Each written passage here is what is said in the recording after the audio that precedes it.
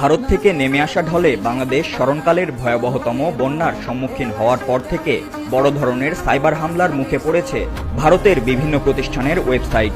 প্রথমে জি মিডিয়া কর্পোরেশনের website hack করেন বাংলাদেশি হ্যাকাররা।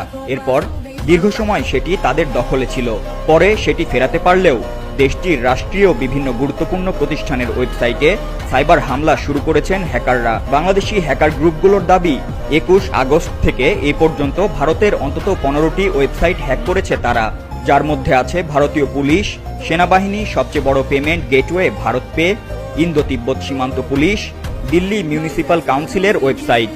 তাছাড়া এয়ারলাইন্স ব্যবসা প্রতিষ্ঠানের ওয়েবসাইটও ডাউন করেছে গ্রুপটি। সর্বশেষ 24 ঘন্টায় 5টি ভারতীয় প্রতিষ্ঠানের ওয়েবসাইট হ্যাক করার দাবি করেছে তারা। সেগুলোতে প্রবেশ করলেই চোখে পড়ছে ওয়েবসাইটটি বাংলাদেশি হ্যাকাররা দখলে নিয়েছেন। লেখা দেখানো হচ্ছে, আমরা ভারতীয় সাইবার স্পেস ধ্বংস করে দিব।